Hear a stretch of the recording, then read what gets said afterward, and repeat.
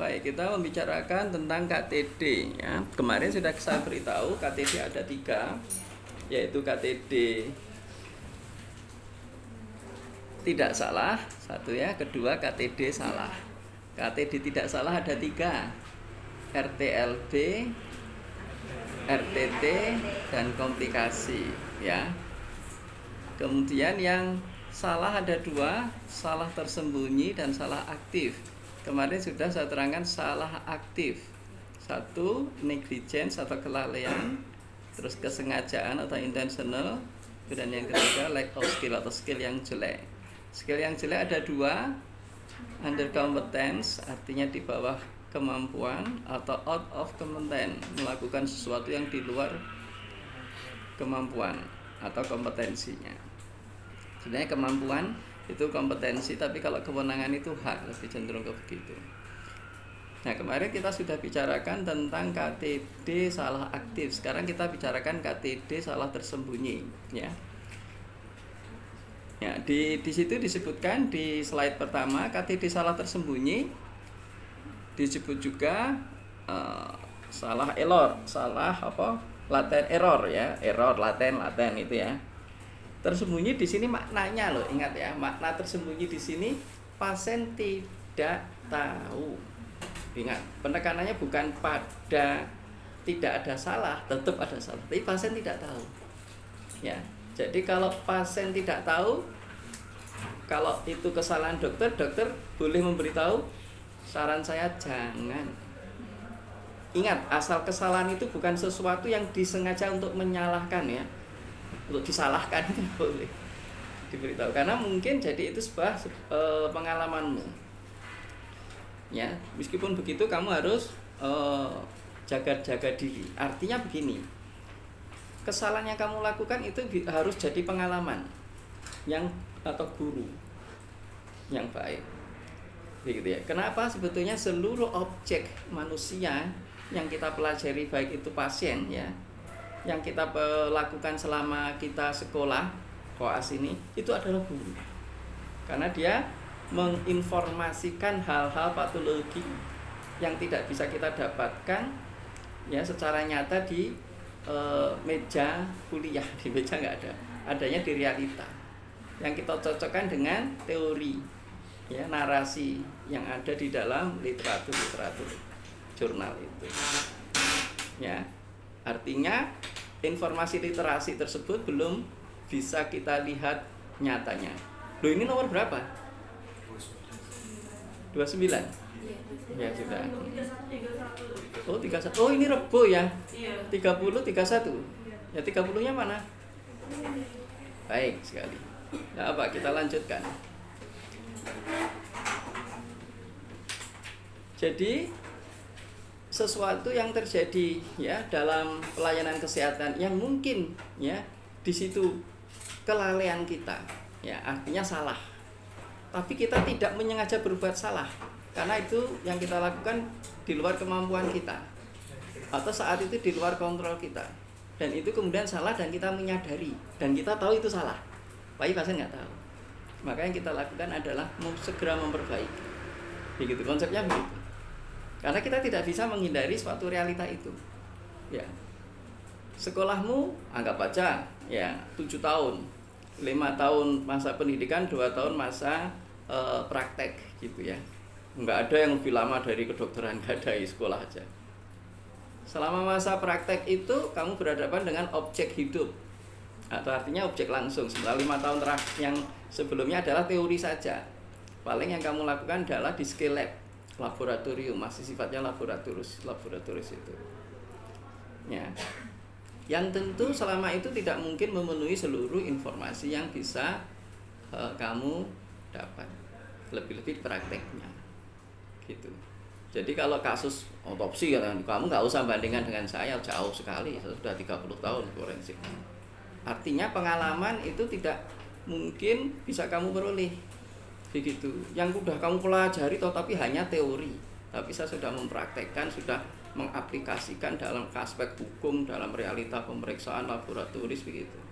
Nah, itu kalau kamu lakukan, akhirnya kan mendapati sesuatu pengalaman-pengalaman baru yang itu tidak pernah sebelumnya, atau suatu kondisi yang kompleks. Ya, yang ujung-ujungnya mungkin kamu lakukan kesalahan. Nah, kesalahan itu ya kamu sadari, ya kemudian tidak boleh diberitahukan ke pasien. Sebab nanti bisa muncul reaksi balik, bukan masalah mungkin nuntut, bukan. Pasien jadi nggak percaya. Kalau nggak percaya kira-kira sembuh enggak? Manusia itu psikoneuroimunologinya sangat dipengaruhi oleh kondisi psikisnya kan, PNI-nya itu. Artinya dia nggak sembuh bisa oleh karena tidak percaya. Kira-kira ada pasien sakit jantung datang ke saya enggak? Tidak mungkin, oh dokter mayat deh. Harus nanti saya harus jadi mayat dulu. Gitu. Nah itu situasi yang harus kamu sadari. Di ilmu-ilmu lain nggak ada. Ini pengacara kan bilang pasti, oh ya kalau begitu dokter itu nggak jujur semua. Suruh dokter jujur, pasiennya nggak ada yang mau. Ya. Kira-kira dokter bedah, ya spesialis bedah, lulus bedah umum. Kemudian ada kasus gitu ya. Dokter pernah bedah kasus seperti saya ini, lipoma gitu ya. Kalau lipoma sering, maksud saya gini dok, lipoma yang di paha, nggak pernah. Waduh dokternya jujur, saya nggak pernah ngambil lipoma di paha. Lipoma yang pernah dokter ambil di mana? Di lengan bawah gitu ya. Berapa persennya dok? 2 cm. Waduh ini lipoma saya 10 cm. Gimana? Ya saya coba. Wah, pasien percaya nggak? Nggak percaya. Pasti begitu. Waduh saya coba dok. Iya memang begitu. Wah dokternya jujur itu kan mau bilang begitu dokter. Tidak mungkin. Dan kalau tidak kalau dia bilang gitu pasien nggak jadi operasi, ya nggak jadi operasi itu. Kan begitu. Situasi yang ini kalau dikonsepkan dengan advokat, ya advokat umum loh ya, bukan dokter advokat ya, ada yang dokter advokat ada, ya itu nggak akan bisa diterima. Atau dokternya kemudian hati-hati, ya bu, memang saya belum pernah, tapi nanti operasi saya pakai dengan senior loh, itu money. Nah itu mungkin salah satu cara. Tapi apakah selalu seperti itu? Tidak mungkin gitu ya. Ingat loh, saya cerita seperti ini bukannya sekedar cerita, anak saya dokter bedah, ya bedah umum. Jadi begitu yang terjadi. Bagaimana? Harus dokter bedah itu yang main tangan ya, itu harus teteknya apa ya? Siap mental kuat, nggak boleh takut, malah nanti nggak selesai. Pertama itu, yang kedua bahasa ini dokter anestesi wegah ya, nanti ada perdarahan, kipi perdarahan, waduh nggak selesai. Nah begitu ya konsepnya. Itu gambaran aja. Jadi KTD salah tersembunyi itu ada kesalahan, cuma pasien tidak tahu. Dan kalau pasien tidak tahu, diberitahu tidak boleh. Ingat, ini bukan masalah kemudian dokter jujur atau tidak jujur. Jadi terkait dengan masalah psikologis pasien. Oke, dari situlah maka jika KTD ini diketahui pasien bukan lagi salah tersembunyi, menjadi salah aktif. Gitu ya. Resikonya begitu. Sehingga sebetulnya perbedaan KTD salah tersembunyi dengan salah aktif hanya pasien tahu atau tidak tahu. Begitu toh. Dan tentunya pada salah tersembunyi harus tidak boleh ada unsur menyengaja untuk berbuat salah. Kalau menyengaja berbuat salah kan sudah jelas buruk ya, konsepnya begitu. Oke. Jadi secara psikologis tidak boleh menyengaja berbuat buruk. Ya menyengaja berbuat baik, menolong sebaik-baiknya, konsepnya begitu. Oke, kemudian salah tersembunyi ada 3 di situ ya. 1 KHC, kejadian hampir celaka. 2 atau near miss. Kemudian yang kedua medical error atau kesalahan nakes tenaga kesehatan. Kemudian yang ketiga mismanagement atau malmanagement. Kemudian kita bicarakan medical error, situ ya 1. Medical error saya definisikan adalah kesalahan yang dilakukan oleh nakes. Di sini medis ya, dokter. Tapi kebetulan kan tenaga kesehatan tidak hanya dokter saja ya, semua tenaga kesehatan. Suatu kesalahan yang dilakukan oleh nakes selama proses pendidikan ya dan pekerjaannya. Yang di sana ya dia melakukan kesalahan ya. Jadi pengayaan pengetahuan ya dari nakes selama pendidikan ataupun pekerjaannya, selama dia bekerja dan di sana melakukan kesalahan. Dan dengan itu dia tahu itu salah. Gitu. Terus kalau kemudian dia tahu salah kan dibandingkan dengan literatur atau kemudian dibandingkan dengan teman yang lain waktu dia diskusi, oh berarti kemarin itu salah ya gitu ya. Itu boleh kalau kamu diskusikan dengan temanmu sendiri boleh. Tapi ingat, hanya sebatas di case conference gitu ya. Karena ini tuh nanti di patient safety akan dikaji sendiri ya. Dan tentu yang seperti itu ya menambah pengalamannya dia yang sekaligus juga menambah pengetahuannya dia terkait kasus seperti itu. Kasus yang seperti itu boleh jadi kasus yang sebetulnya ya dulu sudah dia peroleh, ya harusnya diperoleh, atau dulu yang seharusnya diperoleh belum diperoleh, atau kasus yang seperti dulu tapi dengan variabel penyulit lain yang tidak ada di teori. Artinya di situ memang membutuhkan pengalaman baru. Oke, begitu. Nah, medical error ya yang pada realitanya kehidupan itu banyak sekali. Ada yang ringan, ada yang sampai berat, sampai mati. Begitu. Oke, gitu ya. Nah, di sini yang harus menjadi perhatian kita. Nah, pada saat seperti itu, maka harus segera dilakukan case conference, begitu ya.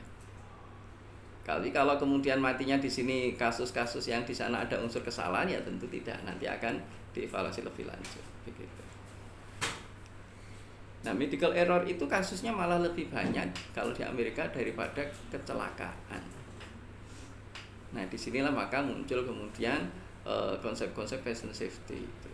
Dan kemudian ke patient safety-nya untuk pasien itu dibuat seperti ke patient safety yang di pesawat.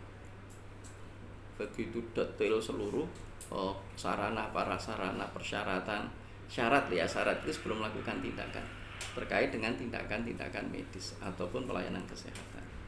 Itu medical error.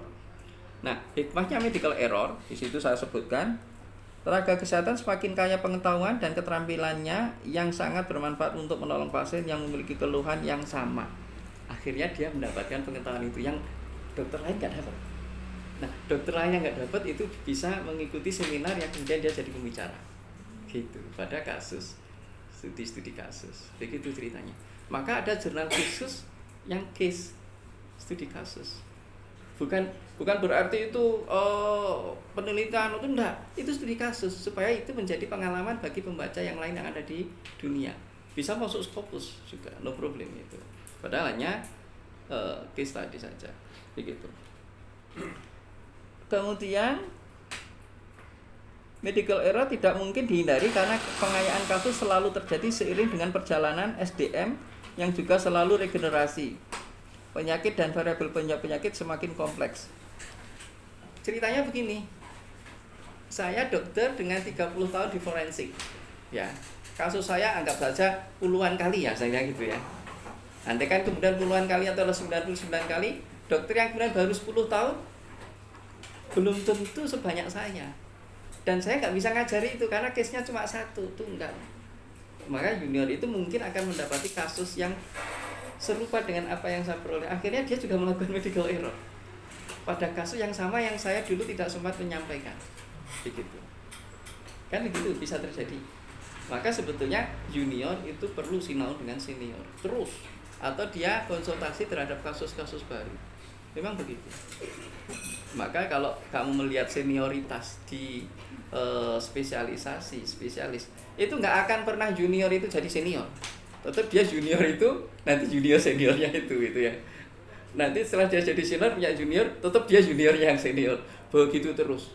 Wah, itu dialami anak saya. Gitu.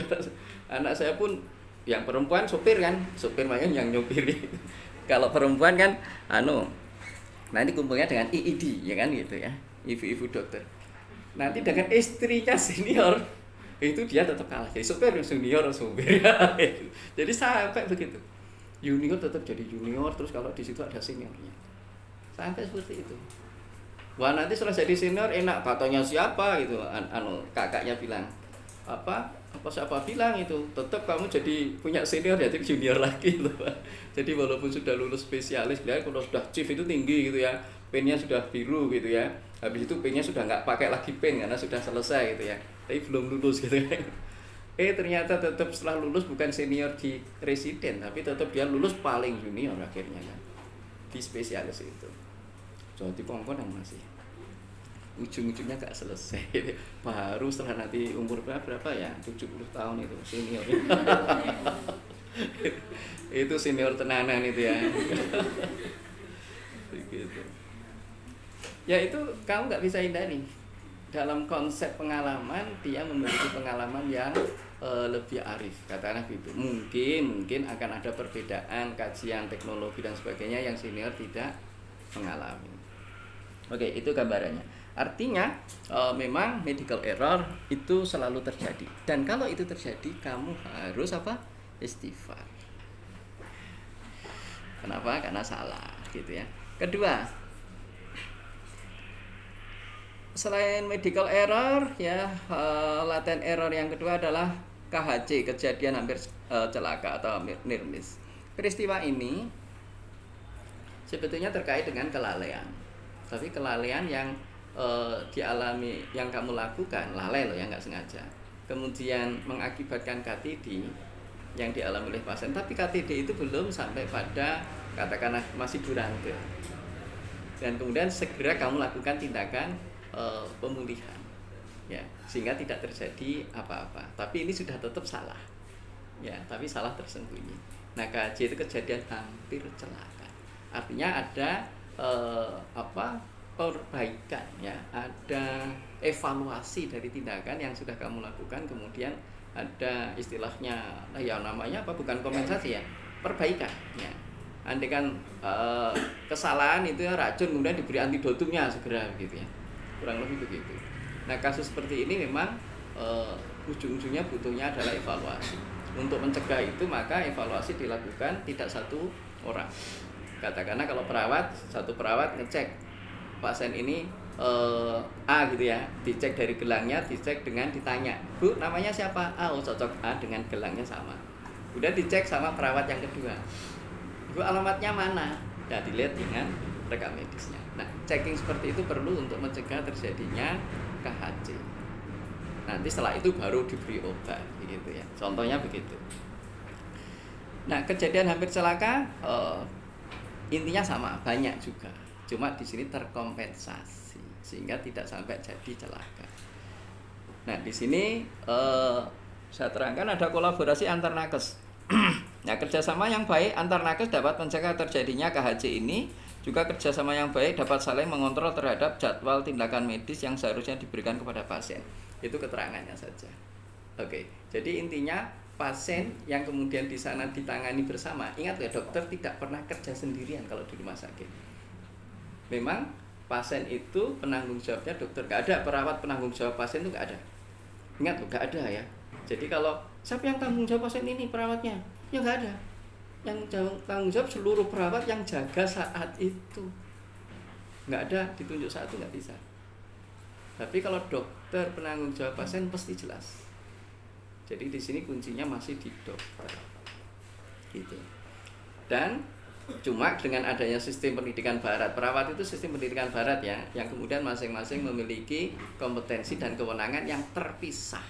Artinya kalau pekerjaan itu bukan pekerjaan dokter yang dilimpahkan kewenangannya ke perawat ya, ingat ya, bukan ya pekerjaan dokter yang dilimpahkan, tapi murni pekerjaannya perawat, maka kesalahan perawat tanggung jawabnya perawat.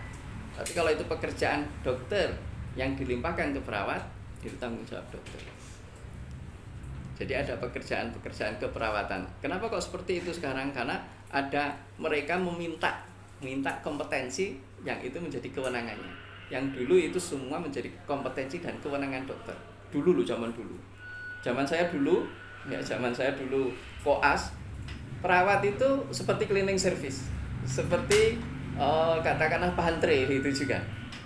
Gitu. Jadi dia pagi-pagi datang ngeresiki bangsal dan seterusnya, kalau di poli ngeresiki poli, setelah itu nyiapkan minuman dan seterusnya sama dokternya, kemudian baru manggili pasien setelah datang. Persis seperti itu. Kemudian perawat itu istilahnya bahasanya memang ya sama seperti manut ya semuanya sama dokter. Tapi sekarang kan enggak. Perawat itu suatu profesi tersendiri. Sekarang kan begitu. Dulu kan lulusan SMA ya, bukan lulusan SMA, dari SMP kemudian ngambil sekolah perawat, dulu istilahnya begitu. Nah sekarang kan enggak, jadi S1. S1 itu vokasi, tapi sekarang apa kok S1, D1, D3 gitu ya. Nah sekarang udah S1, kalau S1 itu profesi, pendidikan profesi. Jadi memang sudah berbeda. Nah, penetapan masing-masing jenis-jenis keprofesian itu nanti aturannya pakai hukum saja. Intinya kolaborasi antar nakes itu penting sekali untuk menghasilkan sebuah konklusi kesehatan pasien ya. Disimpulan pada kesehatan pasien. Oke, yang ketiga, kesalahan manajemen rumah sakit atau mismanagement. Pada saat seperti ini, latent error atau kesalahan tersembunyi ini terjadi tidak oleh karena tenaga kesehatan, tapi oleh karena sistem manajemen atau kesalahan di dalam memanage rumah sakit terkait ya penggunaan sarana prasarana, penunjang dan seterusnya. Contoh yang paling mudah, lantai rumah sakit. Lantai rumah sakit itu harus didesain tidak boleh licin. Maka kalau licin itu keliru. Konsepnya begitu.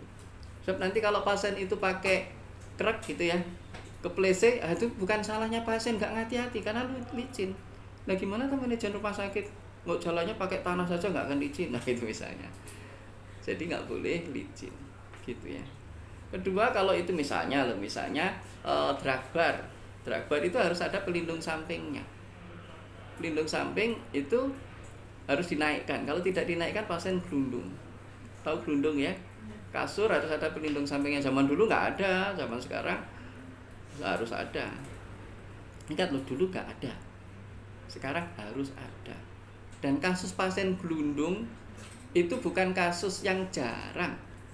Ya, sering. Ingat loh, frekuensi sering itu tidak 100, kemudian 90% atau 70% enggak. Ada 5 itu aja sudah dianggap sering itu. Kok pasien gelundung? Lah piye to itu? Apa enggak dipasang gitu ya? Enggak, pasiennya mencolot. Itu lain lagi ya. Kalau seperti itu enggak usah dikatakan salah. Pasien bunuh diri di rumah sakit aja ada kok ya. Di sini ada itu ya. Artinya di situ bisa jadi kadang-kadang disalahkan juga. Kenapa tuh, gimana satpamnya? Gimana perawatnya gitu ya. Nah, kesalahan manajemen rumah sakit di sini kalau itu terkait dengan penggunaan sarana prasarana itu, maka nanti yang mengevaluasi katakanlah itu bagian sarana rumah sakit. Ya, instalasi sarana prasarana rumah sakit IPSRS. Di sini dulu namanya IPSRS. Instalasi prasarana sarana rumah sakit yang ngurusi bangsanya tempat tidur dan sebagainya. Nanti ada instalasi sarana medis, bangsane ronsen dan sebagainya, itu yang nangani nanti teknisi medis. Kasusnya ada juga seperti itu, ada yang kemudian saya jadi ahlinya. Waktu itu kan pasiennya dengan pengacara datang ke saya waktu itu. Ini kasus real ya. Tapi karena ini kemudian sampai dikasuskan menjadi sudah salah aktif ya, karena jadi kasus.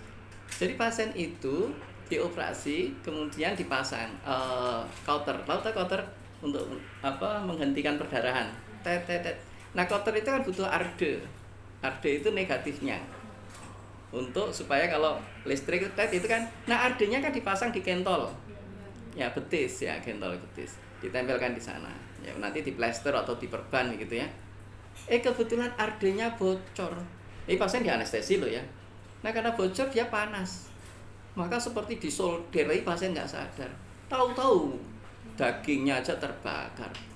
Pas operasi bau sate dari mana itu ya, daging bakar kan, itu terjadi benar. Dan akhirnya karena sampai daging cacat ya nggak bisa, tidak harus operasi plastik. Setelah operasinya selesai, itunya diobati dan seterusnya, operasi lagi itu, dan ini tanggungan rumah sakit. Tapi ini sudah bukan latent error, sudah aktif error ya, akhirnya malpraktek. Tapi malprakteknya karena malmanajemen, bukan dokternya. Masa dokter disuruh ngeceki alatnya itu normal atau tidak, ya nggak bisa. Dokter taunya di ruang operasi alat itu bisa bekerja, kan begitu. Ada juga kasus yang lebih mengerikan gitu ya, ini adalah luka anestesi. tabung anestesi kan tidak seperti zaman dulu. Tabung itu dibawa di ruang OK, kemudian dibungkus sampai kain steril gitu kan. Sekarang tabung itu di luar. Bahkan di sini ada sentral. Akhirnya di tabung itu di sentral gas. Delalah itu tabung oksigen. Oksigen itu warnanya apa? Biru apa ya? Kalau di rumah sakit warnanya putih. Delalah putih. Itu isinya nitrogen. Itu buat anestesi ya. Jadi pasien itu di anestesi, oksigennya isinya nitrogen dan oksigennya isinya oksigen, nitrogennya juga isinya nitrogen. Mati di atas meja operasi. Belum dilakukan operasi. Baru beberapa menit. Gitu. Akhirnya kan, dan itu kan dokter anestesi juga tahu loh. Kan selang yang ada di OK itu udah selang yang benar kan. Tabung yang di sana ternyata yang salah tabungnya. Jadi pabrik tabung itu salah memasukkan gasnya. Akhirnya apa? Dokter anestesinya langsung ditahan polisi karena pasiennya protes ke rumah sakit keluarganya. Akhirnya sih paling enak disalahkan dokter anestesi kan. Ben masyarakat tenang. Kira-kira dokter anestesinya jadi korban enggak? Dokter anestesinya marah, kita semua marah gitu ya. Mau enaknya polisi gitu. Ini biar masyarakat tenang. Lah kok jadikan korban dokternya? Kan gitu. Ujungnya dokter salah, rumah sakit salah kan begitu. Karena apa? Paling mudah disalahkan dokternya. Dan itu terjadi. Nah, itu kalau dikatakan sajane rumah sakitnya salah ya nggak salah ya. Tapi kan taunya rumah sakit. Ini termasuk malmanajemen. Meskipun tidak langsung. Yang seperti itu kejadian-kejadian yang terkait dengan kesalahan tersembunyi. Tapi ingat, kesalahan tersembunyi pasien tidak tahu. Kalau pasien tahu jadi aktif. Oke, bedanya cuma itu. Baik, itu tentang KTD salah dan salah tersembunyi atau latent error. Ada 3 tadi.